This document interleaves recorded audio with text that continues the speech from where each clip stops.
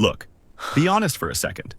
Have you ever opened your banking app, saw the balance, and thought, I make decent money.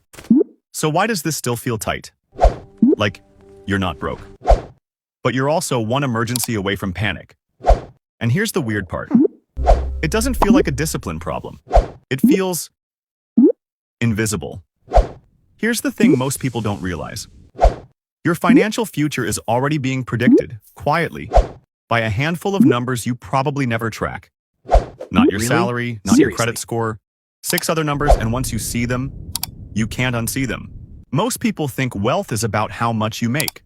That's the lie. According to data from the Federal Reserve, over 60% of households earning 6 figures still live paycheck to paycheck. So if income explained wealth, that number would be basically 0. But it's not. Because wealth isn't built in big moments. It's built in small, boring, repeated math decisions. And today, I want to show you the 6 numbers that quietly determine whether you ever escape that cycle. Number 1, savings rate. Let's start with the most obvious one, and also the most misunderstood. Your savings rate. Not how much you save, but what percentage of your income you keep. Here's what most people don't realize. Saving $500 a month on a $5,000 income is radically different than saving $500 on $10,000. One builds leverage. The other builds comfort. Historically, people who reach financial independence save between 20% and 50% of their income. Now you might be thinking, yeah, but that's not realistic for me. And I get that. But here's the psychology behind it. Savings rate isn't about money. It's about identity. It's proof you can live below your means. And that skill compounds faster than income ever will. Number 2, fixed cost ratio.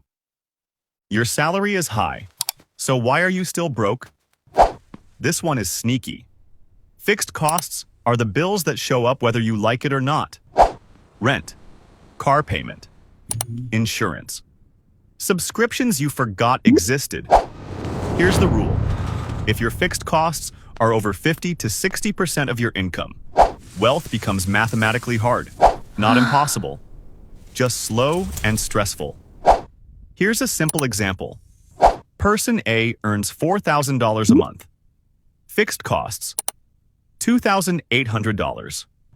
Person B earns $3,000 a month. Fixed costs, $1,200. Guess who builds wealth faster? Not the higher earner, the one with flexibility. This is where lifestyle creep quietly ruins people, because fixed costs don't feel dangerous. They feel normal. Most people never reach their first $100,000, and it's not because of the market. Number 3, time to first $100,000. Charlie Munger used to say, the first $100,000 is a beach. And he was right, because this number isn't about returns. It's about behavior. If it takes you 20 years to save your first $100,000, the issue isn't the market. It's consistency. Here's why this matters. At 7% annual growth, $100,000 becomes about $760,000 in 30 years, without adding another dollar. This is where it gets really interesting. The hardest part of wealth isn't investing. It's not quitting. Number 4, debt interest drag. This one hurts. High-interest debt doesn't just slow you down. It actively works against you. If you're paying 18% on credit cards and earning 7% in the market, you're running uphill in quicksand. Now you might be thinking, but I'm investing. So, being responsible. Here's the uncomfortable truth. Mathematically paying off high-interest debt is a guaranteed return. There is no stock that beats eliminating a 20% drag.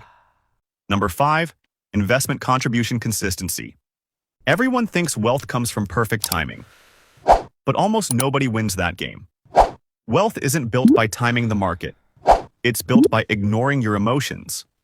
People who invest monthly, especially during crashes, dramatically outperform emotional investors. Why? Because fear feels intelligent. But its expensive consistency removes decision fatigue. And decision fatigue is where most people fail. Nobody talks about this number, but it quietly controls your entire financial life. Number 6, financial runway. This is the most overlooked number of all financial runway. How long you can survive without income. Most people have less than 3 months. That creates panic decisions, bad jobs, bad investments, bad compromises, runway buys. Clarity creates leverage. Here's the real flex. Wealth isn't money. It's options.